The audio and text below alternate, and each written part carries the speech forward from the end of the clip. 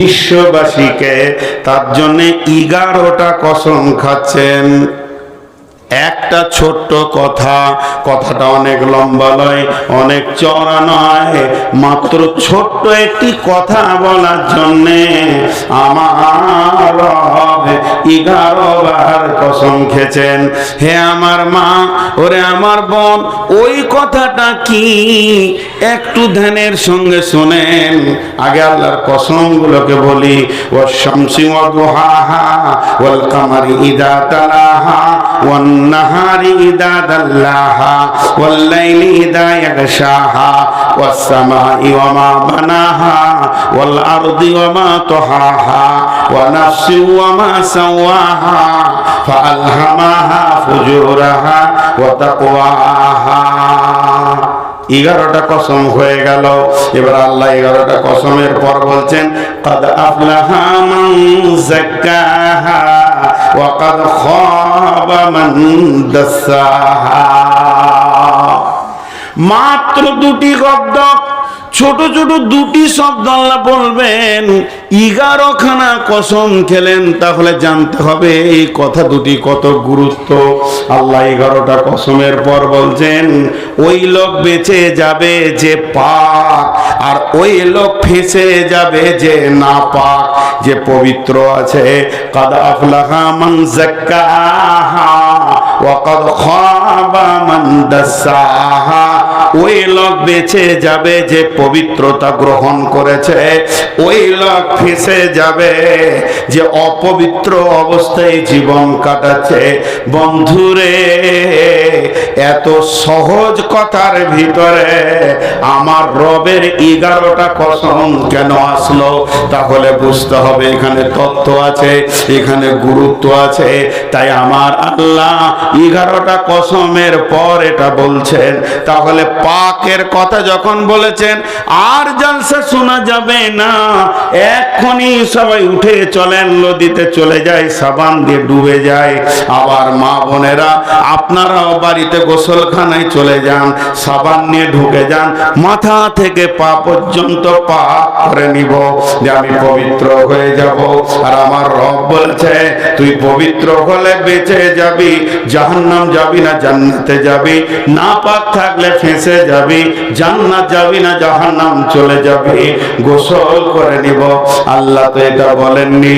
বন্ধুরে আমার, মা আমার, বোন আমার, আল্লাহ যেটা বলতে চেয়েছেন, আম্মা জান আয়েশা রাসূলকে প্রশ্ন করলেন, ইয়া রাসূলুল্লাহ, সব থেকে বড় পাক কি, সব থেকে বড় পবিত্রতা কি, আমাকে শিখিয়ে দেন, আমি সদা পবিত্র হয়ে থাকবো। আল্লাহর নবী বললেন, আয়েশা রে, সব থেকে বড় পবিত্র হলো তুমি যেন জবান দিয়ে হারাম খেয়ে নিও না। হারাম এমন একটা জিনিস, যে ব্যক্তিটা হারাম খেয়ে নেয় তার গোটা শরীরটা নাপাক হয়ে যায়। অতএব এই হারাম থেকে রক্ত হয়, ওই রক্ত থেকে মাংস, হাড্ডি সমস্ত শরীরে হয়ে যায়। ওই লোকটি যদি সারা জীবন তেলাওয়াত আর তাহাজ্জুদেও কাটায়, যতক্ষণ পর্যন্ত সোনার খাদ আগুনে বের করা ছাড়া দ্বিতীয় কোনো রাস্তা নাই, তেমনি ওই লোকটাকে আল্লাহ জান্নাতে তখনই দেবেন, সেই পরিমাণ খাদকে জাহান্নামে আগে বের করে নেবেন, তারপরে দেবেন। এর জন্য আমার আল্লাহ বলেছেন, যতগুলি আমি হারাম করেছি এবং নিষেধ করেছি, আমার নবী যতগুলি হারাম করেছে, নিষেধ করেছে, এর থেকে বেঁচে থাকার নাম হচ্ছে পাক, আর এগুলোকে গ্রহণ করার নামই হচ্ছে না পাক। অতএব কাদ আফলাহা মান যাক্কাহা, যে নিজেকে পবিত্র করবে সে বেঁচে যাবে। ওয়া কাদ খাবা মান দাসাহা, যে লোকটা না পাক থাকবে ওই লোকটা ফেঁসে যাবে।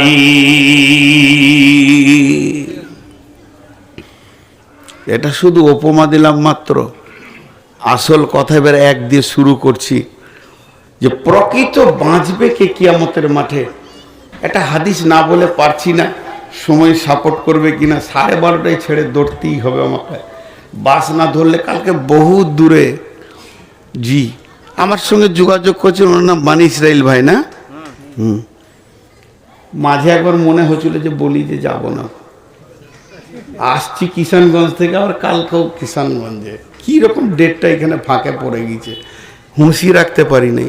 পাগলা মানুষ, বুদ্ধি কম তো, যে ঘটনাটা ঘটে গেছে। আশেপাশে জালসা থাকে, ধুলিয়ানে তো ভালো হয়। তো যাই হোক, আমি আপনাদের সামনে একটা ছোট্ট কথা তুলে ধরছি এবং খুব তথ্যবহুল কথা বলে দিচ্ছি ভাই।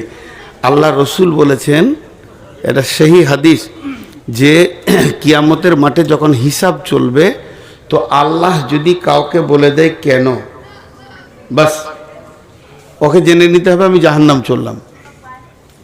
মানে পৃথিবীর মানুষ, আমি হয়তো আজকে জালসায় আসলাম না, বিরাট বিভ্রাট হয়ে গেল, কমিটি অপমান হলো, যা হলো। 10 দিন 15 দিন 1 মাস পর কমিটি আমাকে প্রশ্ন করলো যে আপনি আসলেন না কেন। পাক্কা মিথ্যা কথা বলছি যে আমার শ্বশুর মারা গিয়েছিল, জলজ্যান্ত লোকটা বেঁচে আছে, কিছু করার নেই। আরে বলা যায় কি না? পাক্কা। এটা তো আর আপনারা আলেমুল গায়েব নন যে জানেন। কিংবা বলে দিলাম যে হঠাৎ আমার ভাইয়েরা অ্যাক্সিডেন্ট করেছে, মেরে দিলাম, একদম কুটকুটি সব শেষ হয়ে গেল। কিন্তু আল্লাহ যেদিন বলবে তুমি এটা করলে কেন, ওইটা টপকাতে কেউ পারবে? বিশ্বনবী বলছেন, কিয়ামতের মাঠে যখনই আল্লাহ বলে দেবে কেন, উম্মত রে তুমি জেনে নাও জাহান্নাম ওয়াজিব হয়ে গেল। পৃথিবীর সমস্ত ব্রেনকে লাড্ডু বানিয়ে দেওয়া যাবে, কিন্তু আমার রবকে বানানোর চেষ্টা করিও না। অতএব হিসাবাই এসিরা কাকে বলা হয়? হিসাবাই এসিরা, আসান হিসাব বলা হয়। আল্লাহ কেন শব্দ ব্যবহার করবে না? তে সেই আল্লাহ বলছে, বল তোরা কি কামিয়াবি নিতে চাস?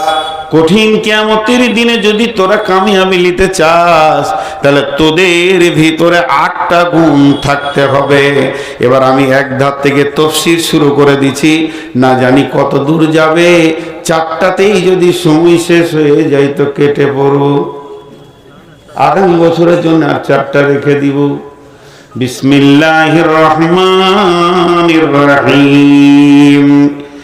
আলিফ লাম মিম। এটা হরফে মুকাত্তাআত। কোরআনে এরকম হরফ অনেক আছে, আছে না ভাই? আলিফ লাম মিম, আলিফ লাম র, সদ, কাফ, হা, ইয়া, আইন, সদ, কফ, ইয়া, সিন, এগুলোর নাম কি? হরফে মুকাত্তাআত। মুকাত্তাআত মানে বাংলায় বলি কাটা কাটা হরফ। এর কোনো তফসির নাই, তরজমাও নাই। এর সমস্ত তথ্য কে জানেন? আল্লাহ জানেন।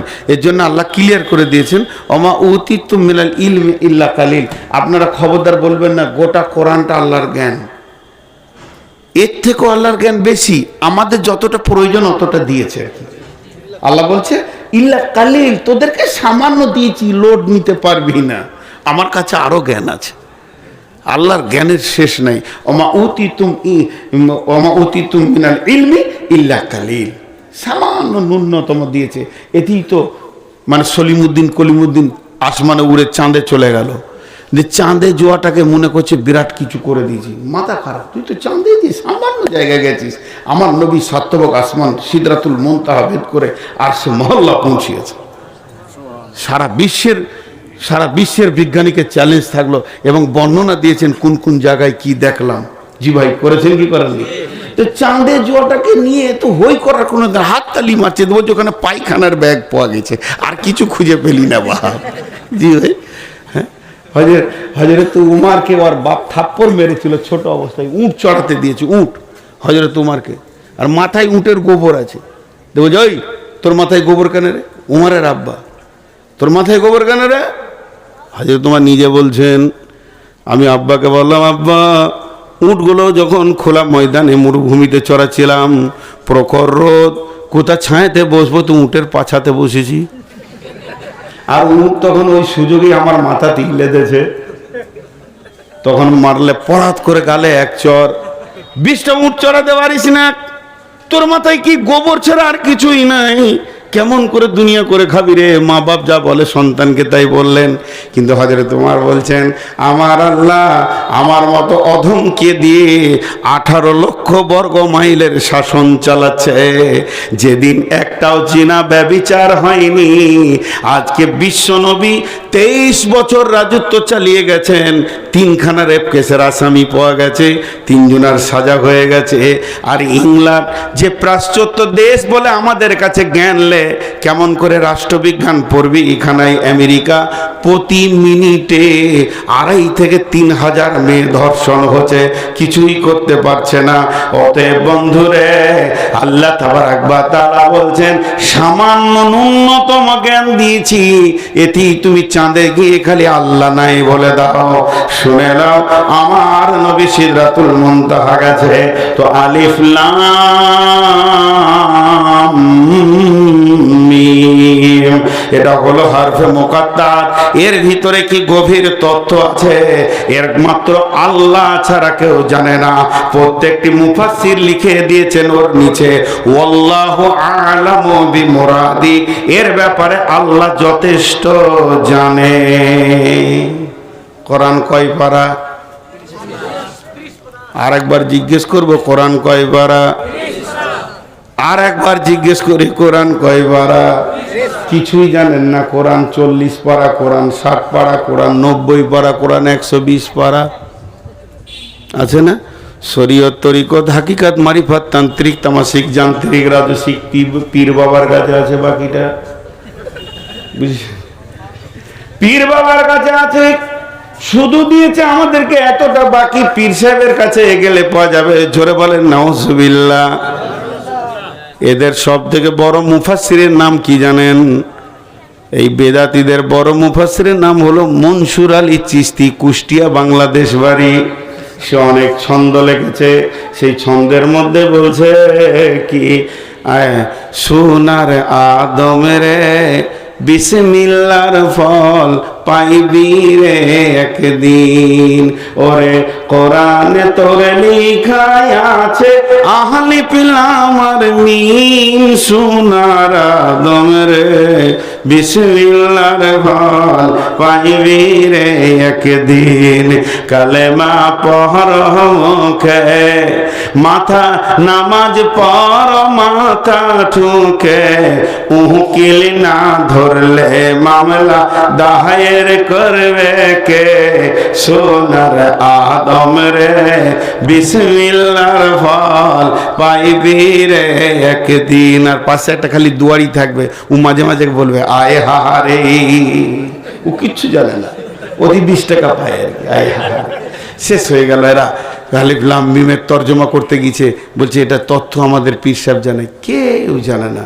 এর জন্য একজন মুফাসসির বলছে, শুনে লাও, লাম থেকে মালাক, মালাক মানে ফেরেশতা, আলিফ থেকে আল্লাহ, মিম থেকে মোহাম্মদ, লাম থেকে মালাক জিবরাইল, আল্লাহ মোহাম্মদ জিবরাইল এর ভিতরেই জড়িত আছে।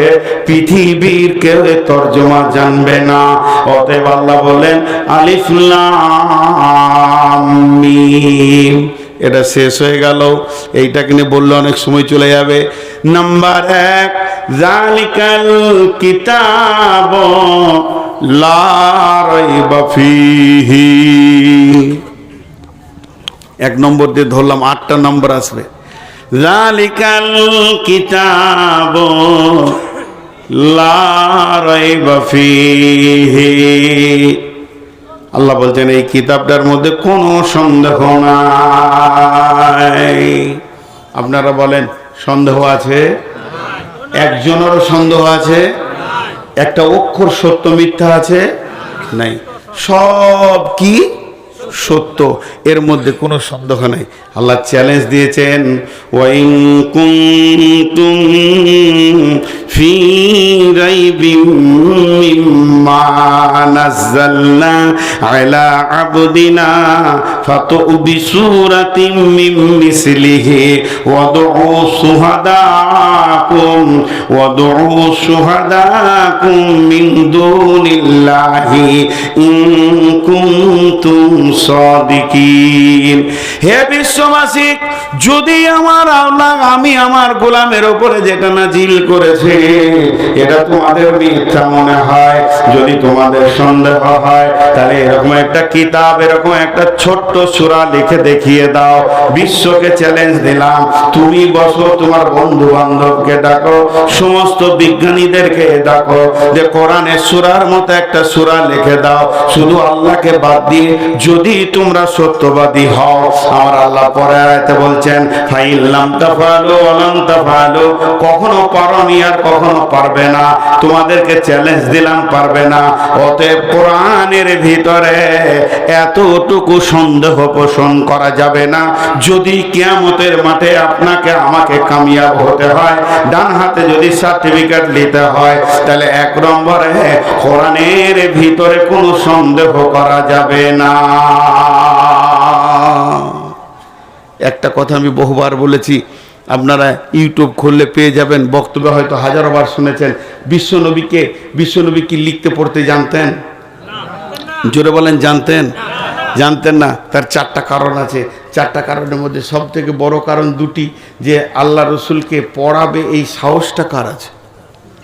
কার বুকে এত সাহস আছে নবী মোহাম্মদকে বলবে আই তোকে পড়াবো?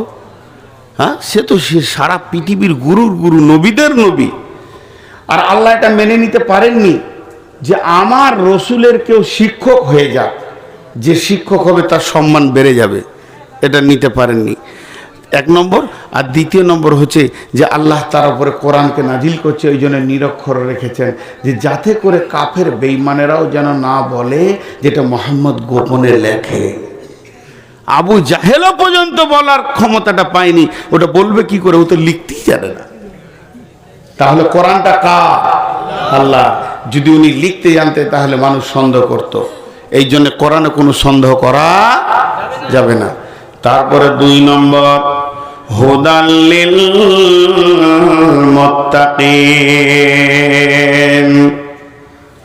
এই কোরআন হেদায়েত দেবে। কাকে দেবে?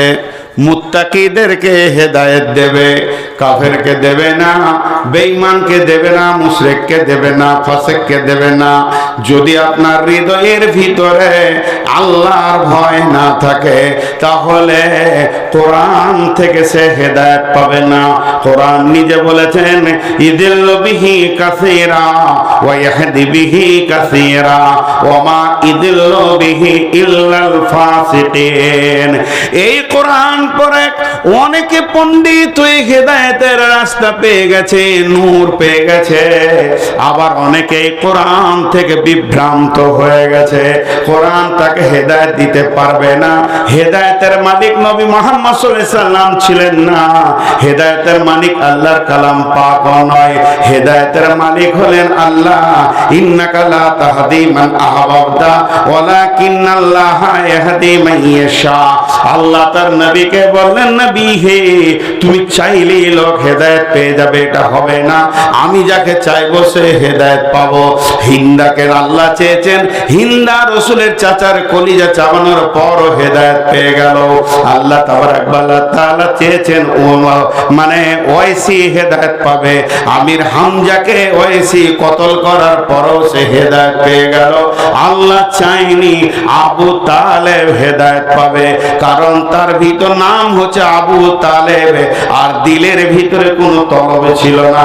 এর জন্য রসুল হাজার চেষ্টা করে তাকে হেদায়েত দিতে পারেননি। তাই আমার রব বলছেন, এই কোরআন থেকে যদি কেউ মনে করে যে আমি হেদায়েতের নূরটা কোরআন থেকে নিব, এখান থেকে আলো নেব, কামিয়াবির রাস্তাতে হাঁটবো, আল্লাহর কাছে ডান হাতে সার্টিফিকেট নেব, তাহলে তাকে মুত্তাকি হতে হবে, আল্লাহ ভীরু হতে হবে। তার দিলের ভিতরে যদি আল্লাহর ভয় না থাকে, ওই লোকটা কোরআন থেকে লাভ নিতে পারবে না। আল্লাহর কি কুদরত, লাঠির ভিতরে সর্ব, কি বলেন তো? আখ। হ্যাঁ, আখ। আচ্ছা বলি, একটা ভালো মজবুত আখ নিয়ে এসে আপনাকে দিলাম, রস বের করতে পারবেন কি না দাঁত দিয়ে? এটা কত সুন্দর মাল আল্লাহ দিয়েছে। মারবে চাপ তো ওর রস চু করে টানবে, খাও। কিন্তু যার দাঁত নাই, একটাও নাই। কি করবে হু? জি না, ওর যার দাঁত নাই সে আখ থেকে কোনো ফায়দা নিতে পারবে না। কেন?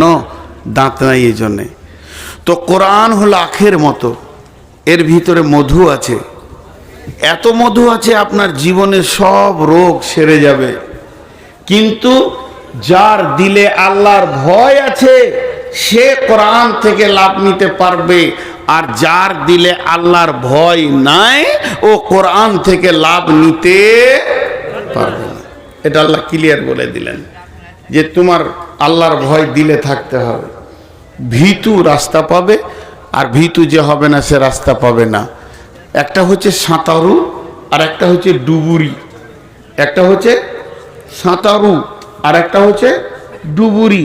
সাঁতারু 400 কিলোমিটার সাঁতার কাটবে কিন্তু একটা হিরেমণি মাণিক্য পাবে না, আর ডুবুরি 400 কিলোমিটার লাগবে না, কয়েক স্কোয়ার ফুট দিলে সমুদ্রের একদম নিচে গিয়ে হীরের টুকরো আনবে। কথা ঠিক না ভুল? তো সাহাবারা যে এটা হলো মহাসমুদ্র, এই সমুদ্রে সাহাবীরা ডুব মেরে হেদায়েতের নূরের আলো তুলে নিয়ে এসছে, কিন্তু গিরিশচন্দ্র সেন গোটা কোরআন নামে সমুদ্রে সাঁতার কেটেছে, একটাও হীরের টুকরো দেখতে পায়নি। কথাটা বুঝাতে পারলাম? এরকম অনেক হিন্দু ভাই আছে যারা কোরআন পড়তে পারে, অনেক বিধর্মী আছে, নন মুসলিম আছে যারা কোরআন পড়তে পারে এবং বুঝতেও পারে, কিন্তু তাকে হেদায়েত। দেখেন ইউটিউব খুললে বেশ কিছু সাধু তারা ইসলামের প্রতি ভালো ধারণা পোষণ করছে, তো করছে তো ওই কেন কালেমাটা পড়ছে না? কারণ ও এখনো সেই নূরটা দেখতে পায়নি। জি, হেদায়েত পায়নি। গিরিশচন্দ্র সেন বিসমিল্লাহ শুরু করে মিনাল জিন্নাতি ওয়ান নাস পর্যন্ত গোটা কোরআনে তরজমা লিখলো বাংলাতে, কিন্তু হেদায়েতের নোটটা খুঁজে পেল না। কিন্তু হযরতে ওমর গোটা কোরআন নয়, একটা গোটা সূরাও নয়, শুধু সূরা তাহার একখানা আয়াত তার বোনের মুখ থেকে শুনলো, ইন্নানি আনাল্লাহ লা ইলাহা ইল্লা আনা ফাবুদুনি ওয়া আকিমিস সালাতা লিযিকরি। একটা আয়াত শুনো, হেদায়েতের দরজা খুলে গেল, মহাসমুদ্রে যেন হীরের আলো পেয়ে গেল, আর সমস্ত গহ্বর অন্ধকার কেটে গিয়ে নিমজ্জিত অন্ধকার থেকে বের হয়ে নূরের আলো দেখতে পেল, তার জিন্দেগিটা চেঞ্জ হয়ে গেল। তাই আমার আল্লাহ বলছেন, যালিকাল কিতাব লা রাইবা ফি, আমার এই কিতাবটার মধ্যে কোনো সন্দেহ নাই। তবে একটা জিনিস জানতে হবে, হেদায়েত ওই লোকটা পাবে এই কিতাব থেকে, সে কে? হুদাল লিল মুত্তাকিন, যে লোকটা মুত্তাকি হবে ও হেদায়েত পাবে। আর যার দিলে আল্লাহর ভয় নাই, যে আল্লাহ ভীরু নয়, ওই লোকটা হেদায়েত পাবে না। হাজি ভাই, আপনাদের অত্র এলাকা ভগবানগোলা এলাকায় খুব আসি, এমনকি হরিরামপুর, রানীতলা বহু ঘুরেছি, এখানে প্রথম এসেছি। তো এখানে একটা দুটো করে লোক উঠতেই আছে।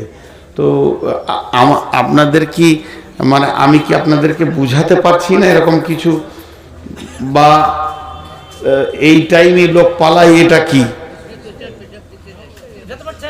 হ্যাঁ না, আপনাদের বিরক্ত লাগছে কি বিষয়টা? তো এই লোকগুলো উঠছে কেন?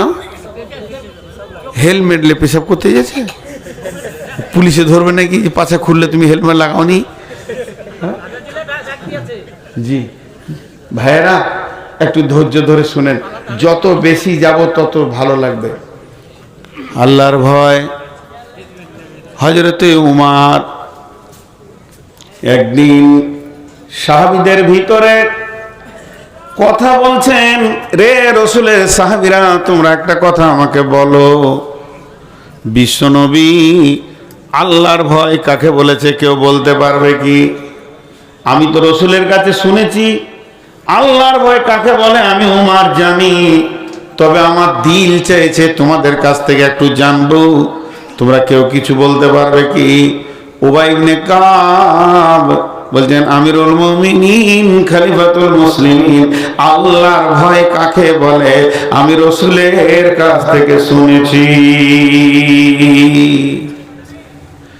হযরত ওমর উবাই ইবনে কাবকে বলছে তুমি আমার কাছে এসো এবং বর্ণনা করো আল্লাহর ভয় কাকে বলে।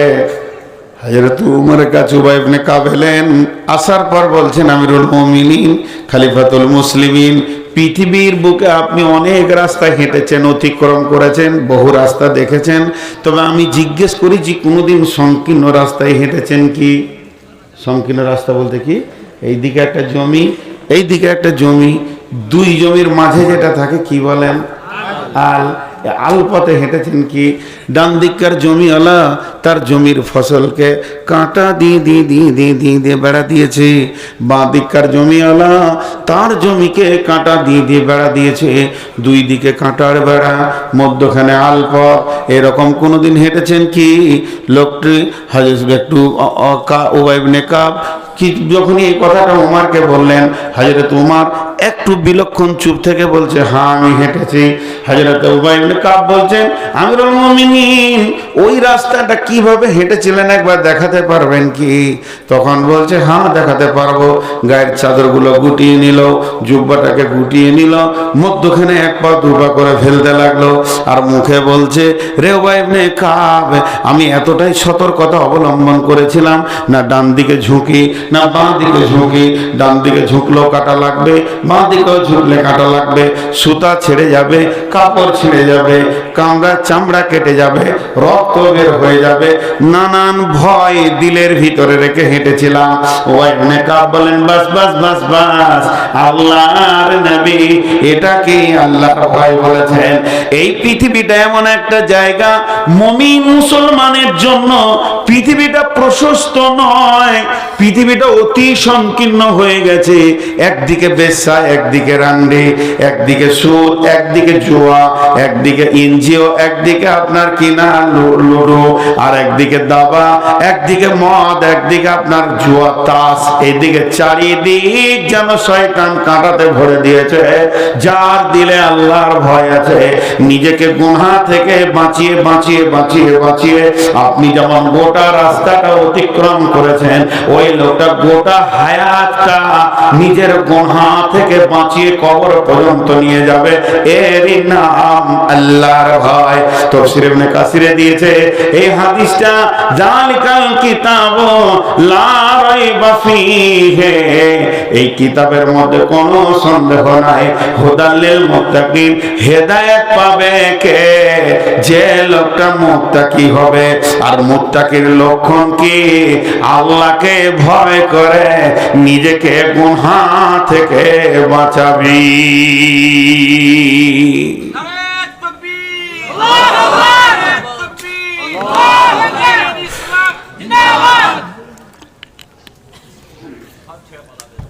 একটা জিনিস খেয়াল করেন,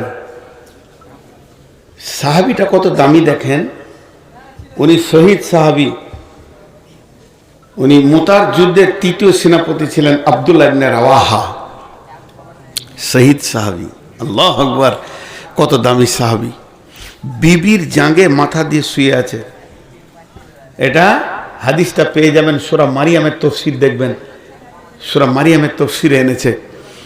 তো বিবির জাঙ্গে মাথা দিয়ে শুয়ে আছেন, বলেন এটা কেমন টাইম? স্বামী স্ত্রী ঘরে কেউ নাই, দুজন দুজনের জন্য হালাল, এখানে তো আল্লাহর ভয়ের কিছুই নেই। বিবি ইয়ং, স্বামীও ইয়ং, দুইজনের ভিতরে যৌবনের জোয়ার উত্তাল। সেই অবস্থায় বিবির জাঙ্গে বালিশ লাইনি মাথা দিয়ে শুয়ে আছে। শুয়ে থাকতে থাকতে হঠাৎ দুটি চোখ দিয়ে অশ্রু গাল বয়ে এসে বিবির জাঙ্গে পড়ছে, কাঁদছেন, নাক ফুলছে, মুখ লাল হয়ে গেছে, চোখ দিয়ে অশ্রু বইতে রয়েছে। বিবি স্বামীকে বলছেন, মা স্বামীর কান্না দেখে বিবিও কাঁদতে শুরু করেছেন। স্বামীর কান্না দেখে বিবিও কাঁদতে শুরু করেছেন। এমন সময় স্বামী বিবিকে বলছেন, মা ইবকি, কে তোমাকে কাঁদালো? কি এমন তুমি চিন্তা করেছো যে তুমি কাঁদছো কেন? বিবি উত্তরে বলছেন, বাকাই কালে বাকাইকে, আপনি কাঁদছেন এর জন্য আমি কাঁদছি স্বামী আমার। তখন স্বামী আবার বিবিকে বলছি, বেগম রে, প্রিয়া রে, ভালোবাসা রে বিবি আমার, তুমি আমার কান্নাটা দেখেছো কিন্তু আমার মুখের কাছে তোমার কানটা নাই। আমি যে একটা কি বলছি এটা বিড়বিড় করে তুমি শোনার চেষ্টা করো। উনি একটা কোরআনের আয়াতকে, সূরা মারিয়ামের 71 নম্বর আয়াতকে ঘুরিয়ে ঘুরিয়ে পড়ছেন। বিসমিল্লাহির রহমানির রহিম, ওয়া ইন মিনকুম ইল্লা ওয়ারিদুহা কানা আলা রাব্বিকা হাতমান মাকদিয়া। শেষ হয়ে গেল। আবার বলছেন, ওয়া ইন মিনকুম ইল্লা ওয়ারিদুহা কানা আলা রাব্বিকা হাতমান মাকদিয়া। এবার বাংলায় বলি, বেগম রে, আমার আল্লাহ কি বলছেন শোন। আমার আল্লাহ এই আয়াতে বলছেন, তুই ইমানদার হ চাই বেঈমান হ, তোদের আসল ঘর জান্নাতে পৌঁছাতে গেলে আমি তোদের জন্য একটা রাস্তা বানিয়েছি, রাস্তাটাকে অজীব করে দিয়েছি, পা দিতেই হবে। তার নাম হচ্ছে পুলসেরাত। এমনকি বিশ্ব নবীকেও এই পুলসেরাত দিয়ে গিয়ে জান্নাতে ঢুকতে হবে। এই পুলসেরাত থেকে কেউ রেহাই পাবি না রে বিবি। আমার আল্লাহ কথাটা বারবার বলতে রয়েছে, তাই আমার ওই আয়াতটা মনে পড়ে গেছে। যদিও তোর ঝেঙ্গে মাথাটা আছে, তুই হলি আমার জীবনের ভোগ, আর যে জায়গাতে মাথাটা রেখেছে আমার ভোগ সামগ্রীগুলি আমার মাথার কাছে রয়েছে, তারপরও আমার ব্রেন চলে গেছে পুলসেরাতের দিকে আল্লাহর ভয়ে। এরপরে আব্দুল্লাহ ইবনে রাওয়াহা বলছেন, বেগম রে, সেই পুলসেরাতের ব্যাখ্যা আমার নবী কি দিয়েছে জানিস? নবী বলেছেন পুলসেরাতের দুই দিকে বড় বড় বৃক্ষ গাছ রয়েছে আগুনের। সে গাছগুলো কেমন? মরুভূমিতে একটা গাছ পাওয়া যায় কাসাদান, সাদান গাছের মতো সেই গাছটা। ওই গাছের ফলগুলো হলো আকর্ষির মতো, বংশীর মতো মাছ ধরা ধারালো। সেগুলো কোটি কোটি পুলসেরাতে ঝুলছে রে বেগম। যখন মানুষ ওই দিকে পার হবে, একটা বংশী যদি চামড়াতে বিঁধে যায়, আল্লাহর নবী বলছেন, বেগম রে, আর জান্নাত যাওয়া যাবে না। আমি সেই পুলসেরাতের ভয়ে কাঁদছি।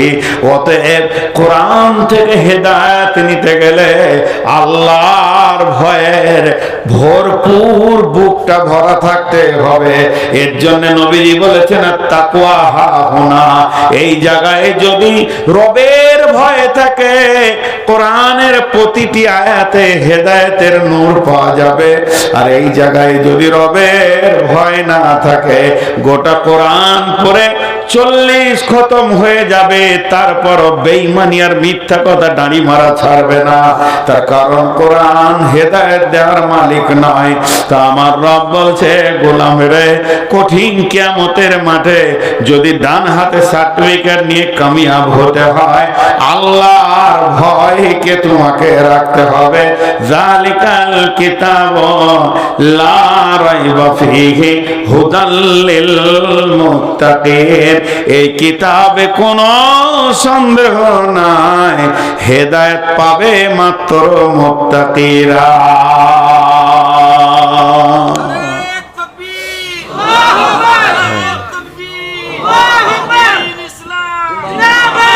এরপরে আমার আল্লাহ কি বলছেন? আল্লাযীনা ইউমিনুনা বিল গায়বি, আল্লাযীনা ইউমিনুনা বিল গায়বি। সকলে একবার মহব্বতের সঙ্গে বলি, আল্লাযীনা ইউমিনুনা বিল গায়বি। এটা যত কঠিন তত আসান। দুই চোখে যাকে দেখলাম না তার প্রতি ঈমান রাখতে হবে। ফেরেশতা দেখি না, ঈমান রাখতে হবে। পুলসেরাত আছে, বিশ্বাস করতে হবে। কবরের আযাব আছে, শাস্তি আছে। কবরে আনন্দের ঘুম আছে, বিশ্বাস করতে হবে। মিজান কিয়ামতের মাঠে দাঁড়িয়ে পাল্লা দাঁড় করানো হবে, সত্য। আল্লাহর আরশ আনা হবে, সত্য। হাজে কাউসারের পানি থাকবে, সত্য। বিশ্বনবী পারমিশন পাবে পানি পান করানোর, সেটাও সত্য। পুলসেরাত আছে, এটাও সত্য।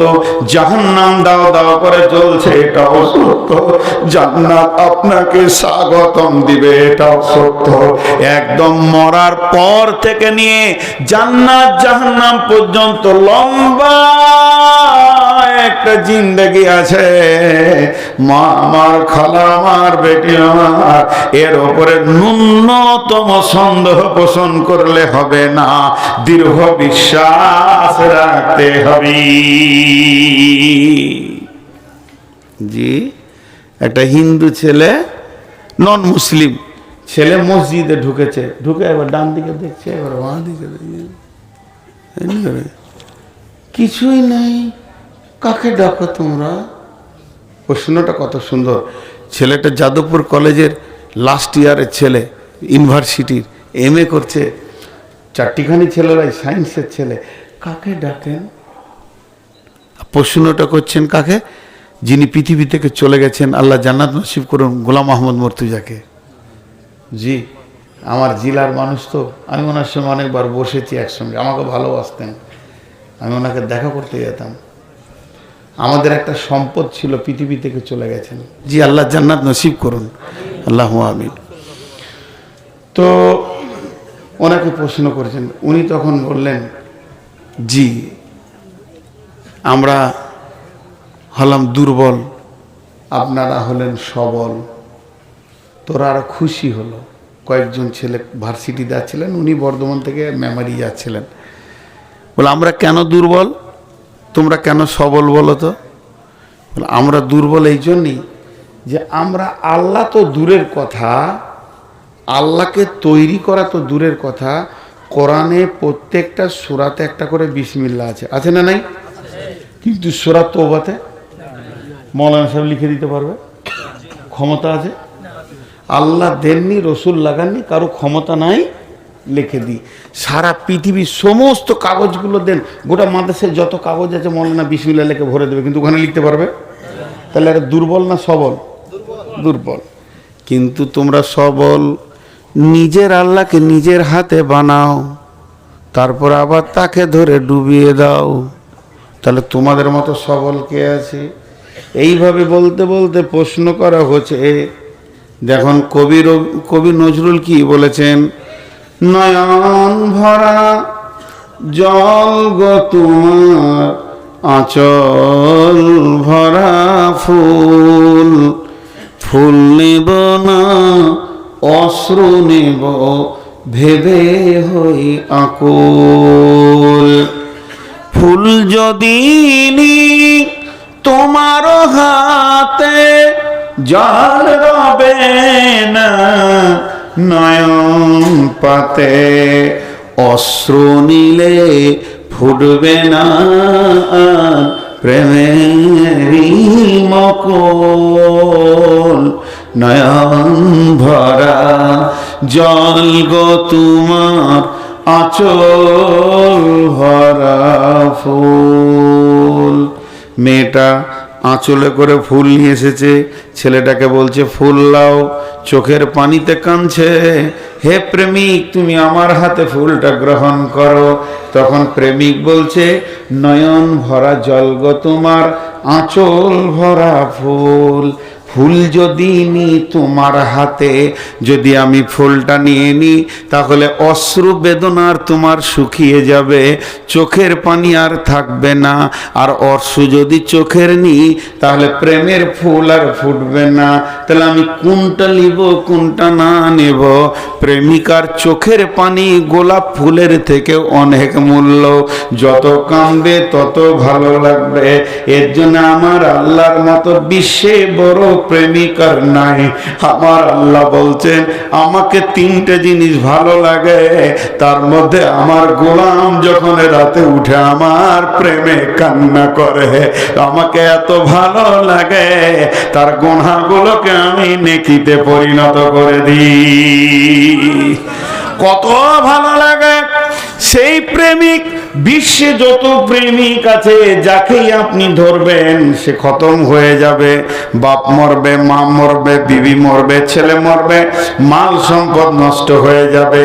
কুল্লু মান আলাইহা ফান ওয়া ইয়াবকা ওয়াজহু রাব্বিকা যুল জালালি ওয়াল ইকরাম।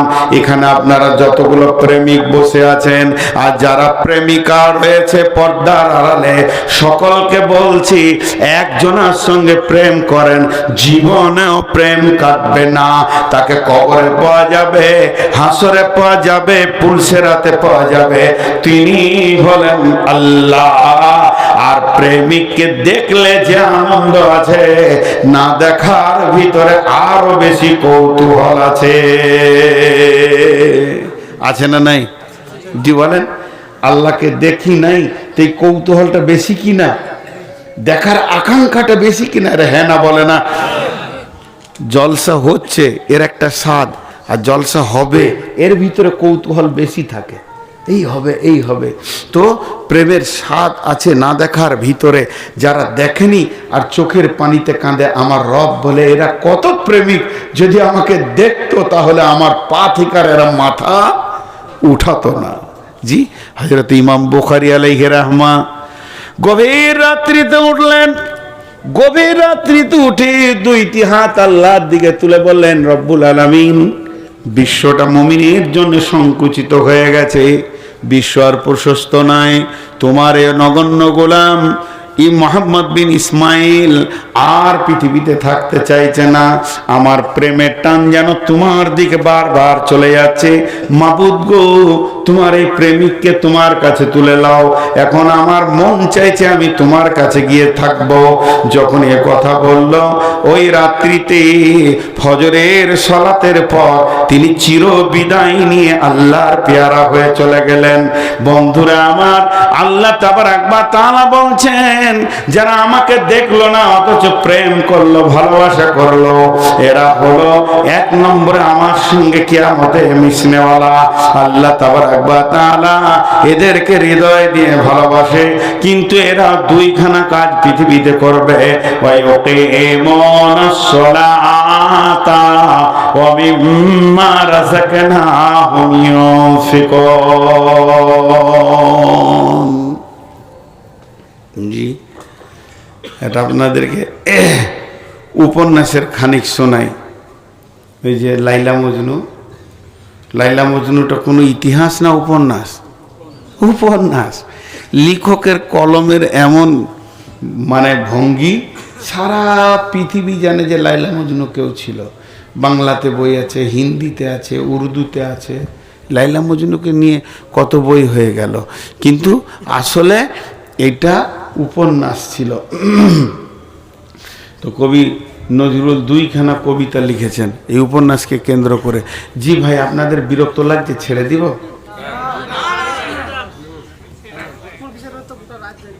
হ্যাঁ, সব যে কেটে পড়ছে চেয়ার। আচ্ছা আচ্ছা, আর একটু পানি খায়? আসলে না, আর লাগবে না। পানি খাচ্ছি না, এই যে জিভটাকে স্লিপ করছি। আমি 4খানা ওষুধ খেয়েছি, আমার সুগার 480। এই কথা বলতে বলতে জিভ শুকিয়ে আঠা হয়ে যায়, তখন একটু করে পানি দিই, পিয়াস লাগেনি।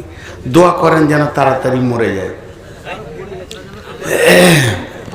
এবারে কবি নজরুলের কবিতাটুতে শুনেন, খুব ভালো লাগবে। জি, ওই লাইলি, লাইলি হচ্ছে বাদশার মেয়ে, তাকে ঘরে ভরে তালা মেরে দিয়েছে কটুস করে, আর বেরিতে দিবে না ওর বাপ। আর মজনু হচ্ছে গরিব, ছিঁড়া কাপড় পরে কেঁদে বেড়াচ্ছে, লাইলি লাইলি রে কেঁদে বেড়াচ্ছে, পথে ঘাটে কাঁদছে। তোর একটা খাস বাঁধি আছে লাইলার, তো ওই বাঁধি ওকে নাস্তা দেয়, খায়। সব নাস্তা খেতে পারে না, মজনুর প্রেমে ঘরে ভরা আছে, তো অর্ধেক নাস্তা দেয় যে আমার মজনুকে দিয়ে আসগা। তো ও রাস্তা দিয়ে যায়, এই মজনু কে আছে? তো একটা যুবক বলছে আমি, বলছে খেয়ে লাও নাস্তা। পরের দিন ঠিক টাইমে বসে আছে, ও ওর বন্ধুকে বলেছে মার্কেট ভালোই চলছে, এইদিকে লাইলা, এটা উপন্যাস বলছি, ভাববেন না যে আবার কোরআন হাদিস বলছি, উপন্যাসই বলছি। তো ওইদিকে আবার পরের দিন নাস্তা যায়, এই যেতে যেতে যেতে যেতে 1 মাসে 22 জন 25 জন নাস্তা খেয়েছে। তখন লাইলিকে ভয়ে বলছে, ভয়ে ভয়ে, লাইলি তুমি তো বাদশার মেয়ে, আর আমি তোমার ঘরে বাঁধি ঝিয়ের কাজ করি, আমি কাজের মেয়ে, ভয়ে বলতে পারছি না বোন, ঘটনা তো খুব খারাপ। আমার তো মনে হচ্ছে তুমি একজনাকে প্রেম করেছিলে, কিন্তু এখন তো আমি 25টা মজনু দেখলাম 1 মাসে। বলে করেছিস কি রে?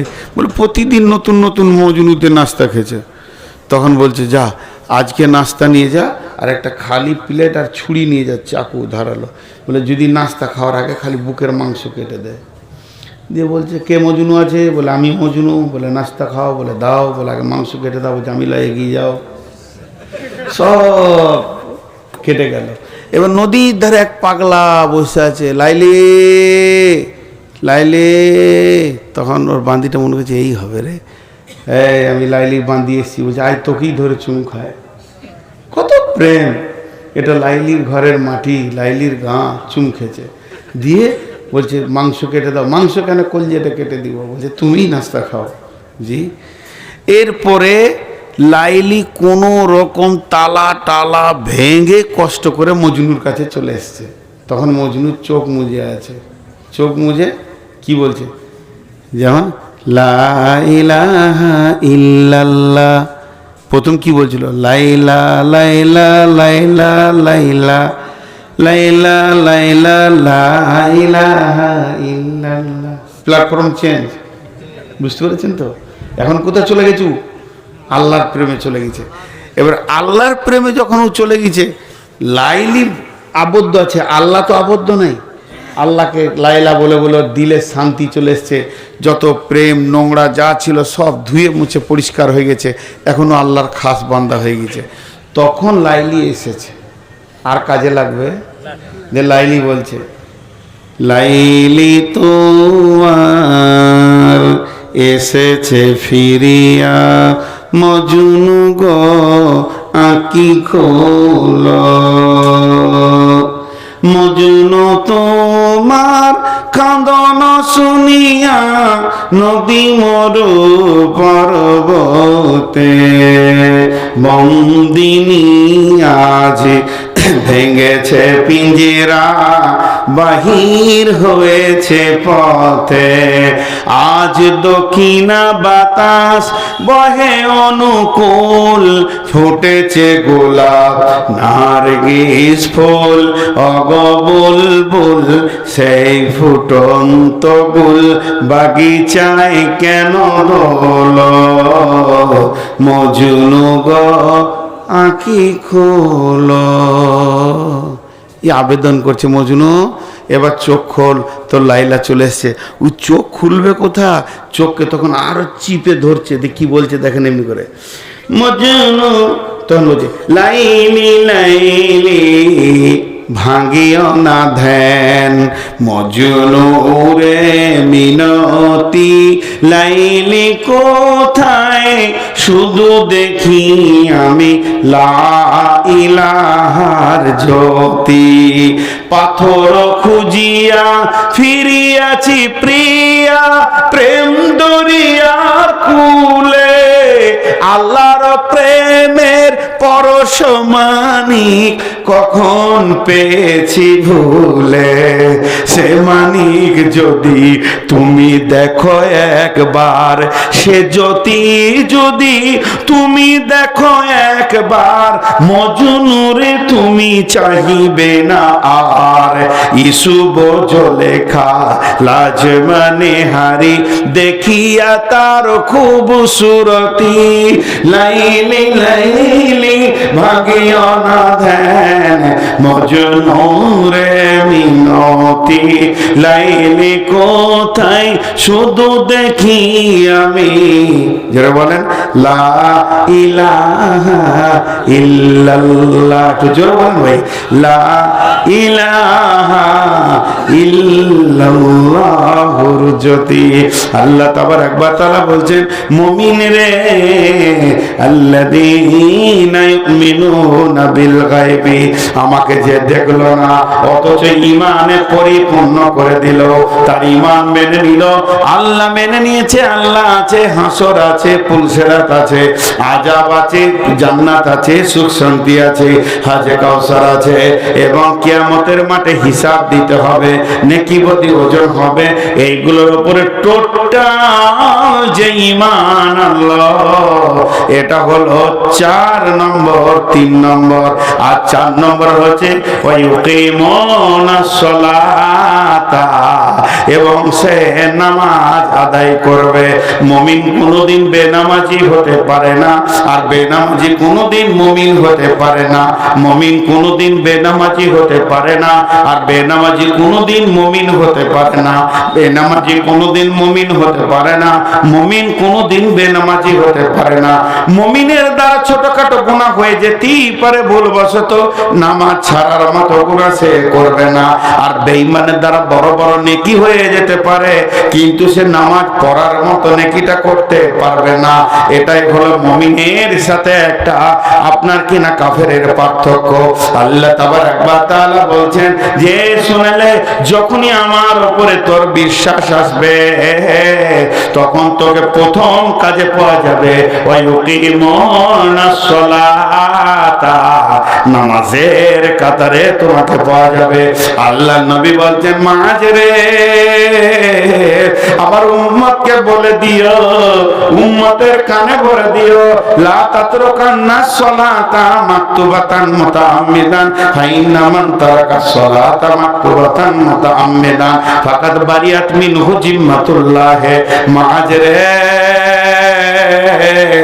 ইচ্ছা করে জ্ঞানবশত যেন এক ওয়াক্ত ফরজ নামাজ ছেড়ে দিও না। যে ব্যক্তি ইচ্ছা করে জ্ঞানবশত এক ওয়াক্ত ফরজ নামাজ ছেড়ে দেবে, আল্লাহর সঙ্গে বান্দার সম্পর্ক কেটে যাবে। জি ভাই, সৌদির জামাত এসেছিল একটা কেরলে, তো এক মদিনার লোকের সঙ্গে পরিচয় হয়ে গেছে কদিন জামাতের সাথে। তো উমরা করতে যে ওকে খুঁজছে, ওরা বাড়িতে গিয়েছে কাঠ ধরে। তো গেটম্যান বলছে দোকান মে হ্যাঁ, ওই কেরলেরই গেটম্যান আছে। দোকানে গিয়েছে, দোকানে যে সেলসের কাজগুলো কার করার হিন্দি জানে, ইন্ডিয়ান, বলছে মাকান মে হ্যাঁ, দোকান মাকান, মাকান দোকান।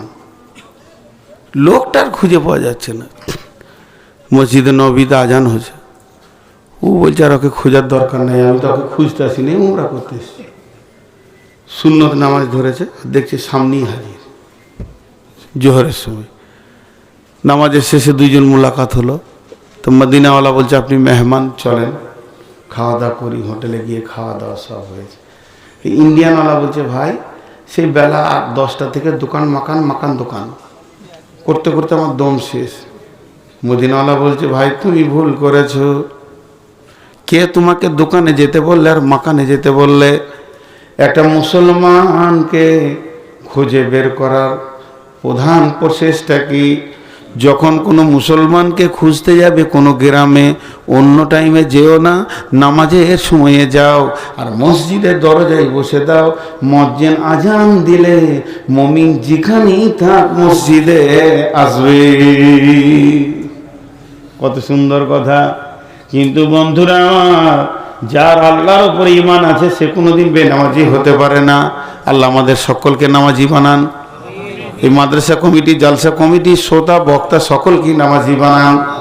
রব্বুল আলামিন আমাদেরকে 5 ওয়াক্তে নামাজ পড়তে পড়তে মওত দাও, আর মরতে মরতে তুমি নামাজ পড়ার তৌফিক দাও আল্লাহ। তাই বিশ্বনবী বলছেন, খবরদার নামাজ ছেড়ে দিও না। নামাজ হলো সমস্ত, মানে নামাজ এমন একটা জিনিস আল্লাহর সঙ্গে সম্পর্ক কেটে যাবে। অতএব যে গায়েবের ওপরে ঈমান আনবে সে নামাজ পড়বে। 2 নম্বরে সে কি করবে? ওয়ামিম্মা রাযাকনাহুম ইউনফিকুন, নিজের রুজি থেকে সারা বছর খেটে জমা করেছে সেই টাকা থেকে আল্লাহর রাস্তায় দান করবি। কোনদিন মুমিন বকিল হতে পারে না। যেখানেই মওকা পাবে, মাদ্রাসা হোক, মসজিদ হোক, জালসা হোক, তাবলীগ হোক, যেখানেই পাবে আপনার কিনা দ্বীনকে বাঁচানোর জন্য ন্যূনতম যদি কাজ হয়, মুমিন নিজের পকেটে টাকা রাখতে পারবে না, ওই জায়গায় টাকা দেবে। আল্লাহ তাবারক ওয়া তাআলা বলেন, এই লোকগুলি ডান হাতে সার্টিফিকেট পাবে, যার আমার উপরে বিশ্বাস আছে ওই লোকটা নামাজ ছাড়বে না, আর ওই লোকটা দান ছাড়বে না। আমাদের ধারণা যার টাকা বেশি তার দান বেশি, যার টাকা বেশি তার দান বেশি, যার টাকা বেশি তার দান বেশি। কিন্তু কোরআন বলছে না, যার ঈমান বেশি তার দান বেশি, যার ঈমান বেশি তার দান বেশি। কোনদিন মুমিন টাকা নিয়ে বুকে করে নিশ্চিন্তে থাকবে না, কারণ সে জানে পৃথিবীর যত সম্পদ আছে এগুলো আমার নয়, যেটা আল্লাহর কাছে জমা করব সেটা আমার। আল্লাহর নবী বলছেন, আমার উম্মতের অভ্যাস হচ্ছে মাল মাল মাল মাল মাল, কিন্তু মালের ভিতরে 3টি মাল তোমার। যেটা তুমি খেয়েছো তোমার মাল, যেটা তুমি পড়ছো তোমার মাল, যেটা তুমি দান করছো সেটা তোমার মাল, বাকিগুলো তোমার নয়। এর জন্য বলছেন, এই ধন মাল ছিল তোমারও বাবার, সে মরে গিয়ে আজ হয়েছে তোমার। তোমার বাপের মালিতে তুমি ওয়ারিস হইলে, কাল ছেলে ওয়ারিস হবে তুমি মরে গেলে। ধন ধন করিও না ধন অপরজন, মরিলে তোমার সঙ্গে যাবে না কো ধন। ধন জন অপরজন না রহে কাহার, আর নিত্য ভাবে এই নিত্য ব্যবহার। ধন জন অপরজন না রহে কাহার, অপরে তোমার মালে ওরাবে বাহার। একা অন্ধকারে ছিলে মায়ের উদরে, একা ফের যেতে হবে ঘোর অন্ধকারে। আজ তুমি বাস করিতেছ হয়ে সনকার, আকালকে ছাড়িয়ে যাবে সংসার সোনার। আজ তুমি গাড়ি ঘোড়া হইতেছ সওয়ার, কালকে সওয়ারি হইবে জানাজা তোমার। আজ তুমি পরিতেছ রেশম পশম, কালকে পরিবে তুমি মরণের কাফন। আজ তুমি খাইতেছ ফল মাকড়, কালকে খাইবে তোমাকে পোকা ও মাকড়। মানব যদি হব আমাদের জ্ঞানী বিচক্ষণ, মুজিয়া আল্লাহর প্রেমে কাটাও জীবন। ভূমিতে আসিয়া তুমি ভবের মেলায়, হেলায় কাটিয়া নামাতিয়া খেলায়। এ মেলায় বহু লোক আসিয়া ভূমিতে, সব চলে গেল কোথা দেখিতে দেখিতে। সংবাদ তাদের কিছু পাওয়া নাহি যায়, হায় আজ আছে তারা কি হালে কোথায়। নাই সে দেশে কেহ আল্লাহ ভিন্ন আর, করিবে তাহাদের বিন্দু উপকার। দেখিতে আসিলাম মেলা দেখা হলো শেষ, চলো এবার ফিরে যায় আপনার দেশ। যেই দেশে ছিলাম পূর্বে চলো সেই দেশে, কি আছে রয়েছ বসে এসে পরবাসে। মাতা পিতা ভাই বন্ধু আত্মীয় স্বজন, ক্রমে সেই দেশে সব করিল গমন। তোমার গমন কাল হয়ে উপস্থিত, সম্বল সংগ্রহণ কর কর দেখি যে। শাহ সেকেন্দার বাদশা মরিবার কালে, এই ওসিয়ত করেন ওয়ারিস সকলে।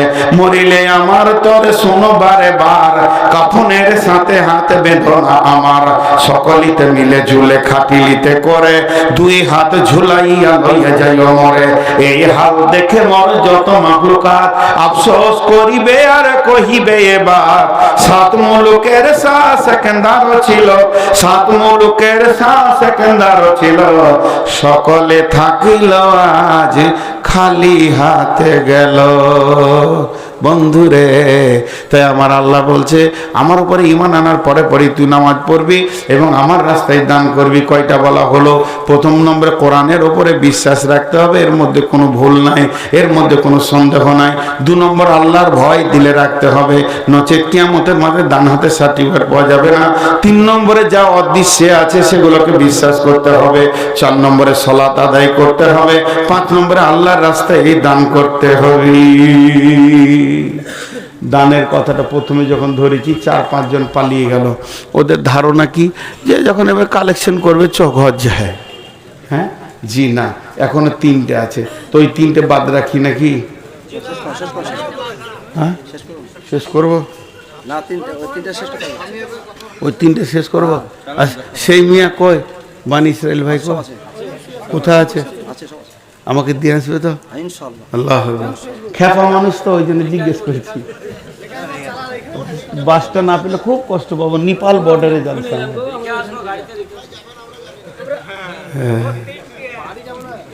বসেন বসেন, উঠছে যে বড় ভাই উঠে গেল। আমি তো বায়ান ওকেই শুনেছিলাম, তো ও চলে গেলে তোদের বায়ান শোনা। বিষয়ের বাইরে একটাও কথা জিজ্ঞেস করবেন না, আমি বিষয়ের বাইরে বকি না। এটা খানিক, ওইটা খানিক, এইটা খানিক, জি না। সে বক্তাও নয়, আর ওরকম যে শোনে সে শ্রোতাও নয়। তো একটা জায়গা কমপ্লিট হোক। এবার আল্লাহ বলছেন ওয়াল্লাযীনা ইউমিনুনা বিমা উনজিলা ইলাইকা। প্রথমে এর মধ্যে কোনো সন্দেহ নাই বলতে হবে।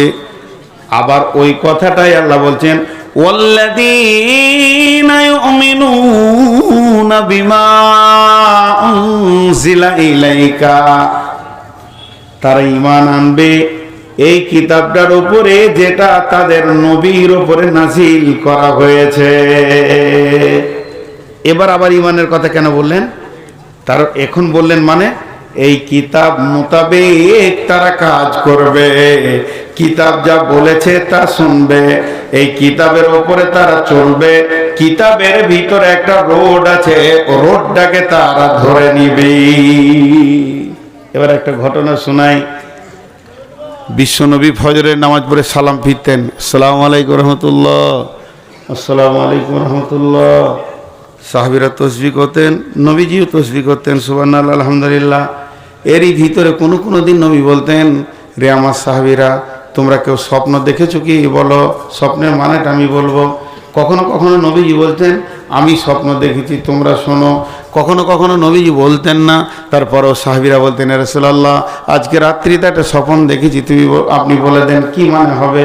ঠিক নবীজি সালাম ফেরার পর মুক্তাদির দিকে বসে তসবিহ করছেন, এমন সময় একজন সাহাবী উঠে দাঁড়ালেন, ও দয়ার নবী গো, আজকে রাত্রিতে আমি একটা স্বপ্ন দেখলাম। সাহাবীরা সব কাতার ভেঙে এসে বসলো, আরে স্বপ্ন দেখেছে রে, চল শুনবো। সবাই এসে বসলো। আবু বকর রসুলের পাশে এসে বসলেন, পাশাপাশি 2 জন মুখে পূব দিকে বসে আছেন। আর ও এসে বলল, কি বলছি জানেন আল্লাহ নবী, আমি দেখলাম আমার মাথার উপরে একটা কালো ঘন মেঘ, জমাট কালো। খানিক পরে দেখছি বৃষ্টি শুরু হয়ে গেল। তো বৃষ্টিটা পানি লয়, মধু বৃষ্টি হতে লাগলো। তারপরে দেখছি জিন আর ইনসান সেই মধু পান করতে শুরু করেছে। কেউ পেট ভরে খেলো, কেউ 1 ঘুট 2 ঘুট খেলো, কেউ হালকা চিকে দেখলো, কেউ খেলো না। ইয়া রাসূলুল্লাহ, তারপরে দেখছি সেই বৃষ্টির ভিতরে একটা মোটা রশি ঝুলছে। একটা লোক ওই রশি ধরে উঠে চলে গেল, দ্বিতীয় লোক চলে গেল, তৃতীয় নম্বর যেছে তো রশিটা ধরেছে, তো কট করে কেটে গেল। কিন্তু লোকটা বড় মজবুত, গিঁট দিয়ে চলে গেল। আমার ঘুম ভেঙে গেল। ওর বলা হয়ে গেল স্বপ্ন। এবার আবু বকর কি করছে? আবু বকরের দিকটা দেখেন। আবু বকর একবার রসুলের দিকে তাকাচ্ছেন, একবার স্বপ্ন দেখনালার দিকে তাকাচ্ছেন, আবার রসুলের দিকে তাকাচ্ছেন, আবার স্বপ্ন দেখনালার দিকে তাকাচ্ছেন। বারবার যখন এরকম করছেন, নবীজি বলছেন, আবু বকর তোমার ব্যাপার কি?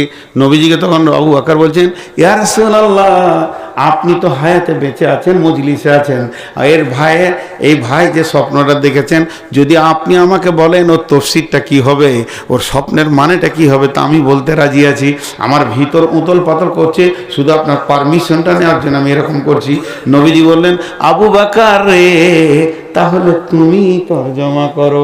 আবু বকর বলতে শুরু করলেন, ভাই বসেন, আপনি যে কালো জমাট মেঘ দেখেছেন ওটা কোনো মেঘ নয়, ওটা হলো ইসলামের সুশীতল ছায়া। কোনো একদিন এ পৃথিবীর মাটিতে কালেমার পতাকা উড়বে, ইসলামের পতাকা উড়বে। সেদিন মানুষ শান্তির ছায়া পেয়ে দুঃখ বেদনা ভুলবে, কালেমার পতাকা উড়বে।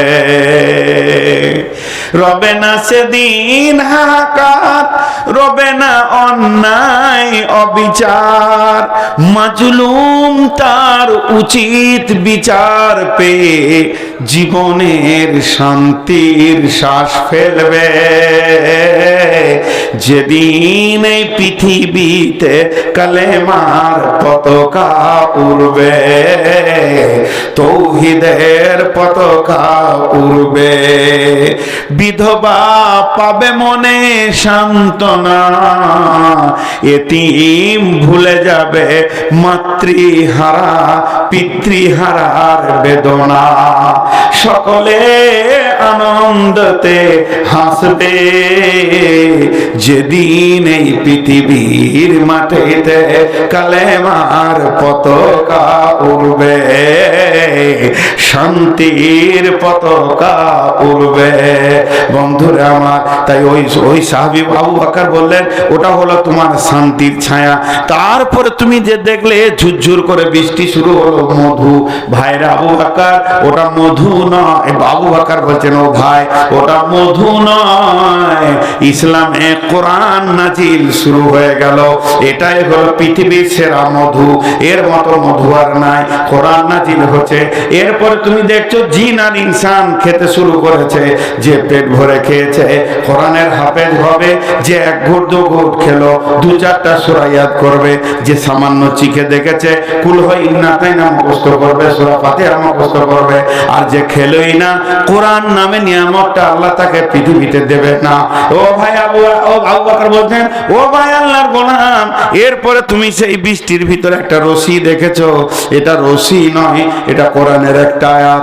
ইহদিনাস সিরাতাল মুস্তাকিম, এটা হলো কামিয়াবির রাস্তা, সফল কামের রাস্তা। ওই রাস্তাতে তুমি একটা লোককে দেখেছো চলে যেতে, তার মানে বিশ্বনবী পৃথিবী থেকে চলে যাবেন। এরপরে তুমি দ্বিতীয় লোক দেখেছো, ওটা আমি আবু বকর পৃথিবী থেকে চলে যাব। এরপরে তুমি তৃতীয় লোক দেখেছো ধরতে গেছে, কেটে গেছে, ছিঁড়ে গেছে, লোকটা বড় মজবুত, গিট দিয়ে চলে গেল, হযরত উমর চলে যাবে। তবে কাটা ছিঁড়া কেন দেখলে? তার কারণ হচ্ছে উমরকে শহীদ করা হবে। অতএব বন্ধুরে, আল্লাহ তাবারাক ওয়া তাআলা বলেন, ওয়াল্লাযীনা ইউমিনুনা বিমা উনজিলা ইলাইকা, তোদের উপরে যেটা নাজিল করা হয়েছে, তোর নবীর উপরে যেটা নাজিল করা হয়েছে, এইটার উপরে সম্পূর্ণ বিশ্বাস রেখে আমল চালিয়ে যা। এই কোরআনের রাস্তা, এর ভিতরে একটা হাই রোড আছে, যে সোনালী রোডটা ধীরে ধীরে আপনাকে আল্লাহর কাছে কামিয়াবির জায়গায় পৌঁছে দেবে। অতএব কোরআনের রাস্তা তুমি ছাড়িও না। আবার আল্লাহ তাবারাক ওয়া তাআলা বলছেন, ওমা উনজিলা মিন ক্বাবলিকা, এর পূর্বে যত কিতাব ছিল, আসমান থেকে 120 খানা কিতাব এসেছে ভাই আমার, কম বেশি। তার মধ্যে 4টা হলো মেন, একটা হলো কোরআন, তৌরাত, ইনজিল, জবর। তো এই 4টা ছাড়া আরো কিতাব আছে। যত রাসূল যত কিতাব এনেছেন সবগুলোর উপরে আমাদেরকে বিশ্বাস করতে হবে, কিন্তু চলতে হবে কার উপরে? আদর্শ কার হবে? নবী মুহাম্মদুর রাসূলুল্লাহ সাল্লাল্লাহু আলাইহি সাল্লামের উপরে। 7টা বলা হয়ে গেল, 8 নম্বরটা বাকি আছে। মাঝে 2 মিনিট কথা বলবো, যে 8 নম্বরটা বলবো।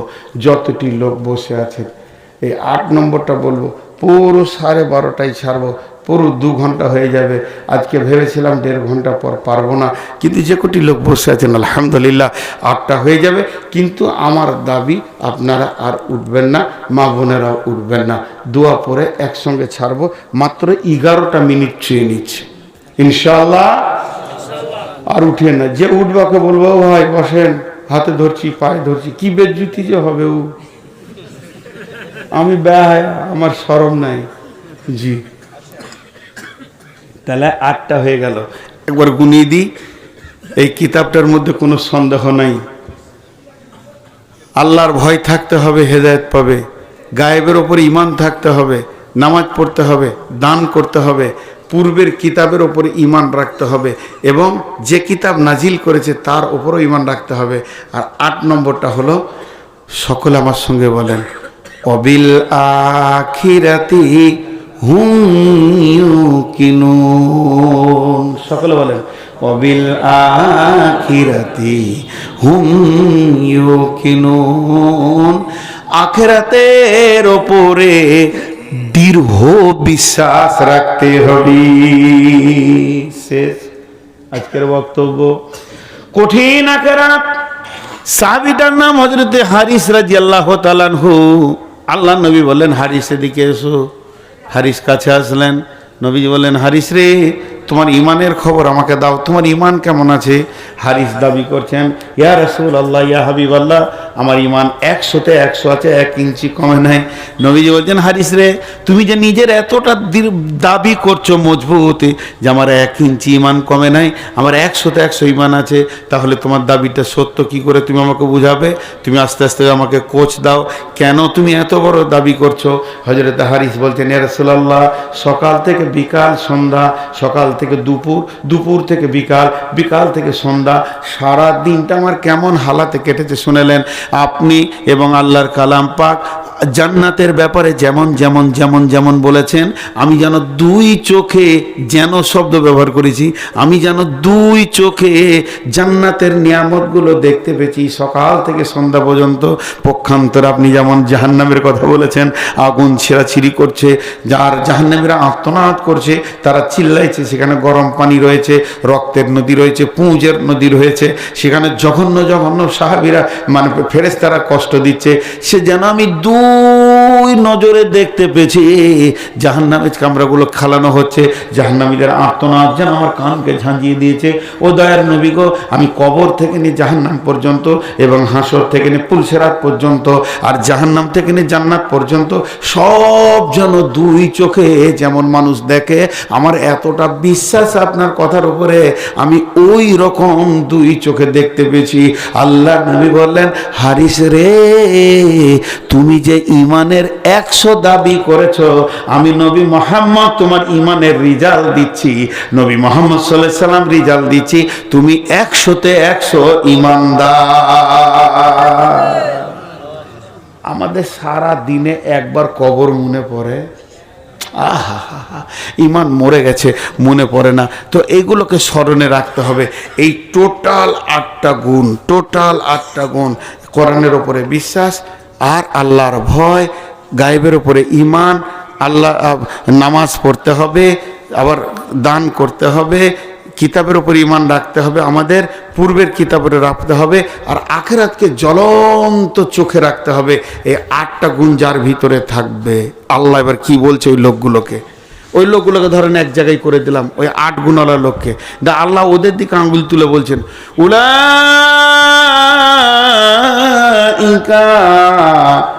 আলা হুদাম মির রাব্বিহিম। এটা বাংলায় বলি, ওরা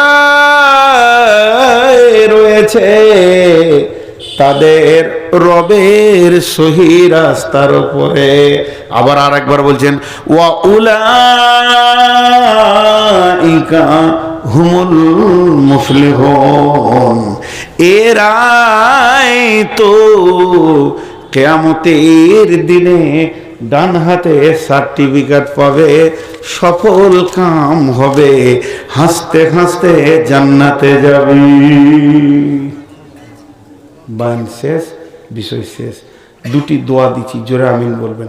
হে আল্লাহ, তুমি আমাদেরকে আজকের এই তাফসীরের উপরে পূর্ণাঙ্গ আমল করার তৌফিক দাও, এবং আমাদের সকলকে তুমি জাহান্নাম থেকে বাঁচার মতো আমল করার তৌফিক দাও, এবং তোমার দিলকে জয় করার মতো আমাদের আচরণ দাও, এবং সহি আমল করে তোমার মেহমানখানা জান্নাতি বানিয়ে নাও। দোয়া তো হয়ে গেল। আমার নাম নবাব, কিছুরই নেই অভাব, ভিক্ষা করার স্বভাব। যতটি লোক আছেন এই গরিবের হাতে একবার হাতটা রেখে যাবেন, আর কিচ্ছু বলবো না, এটা আমার শেষ ভাষা।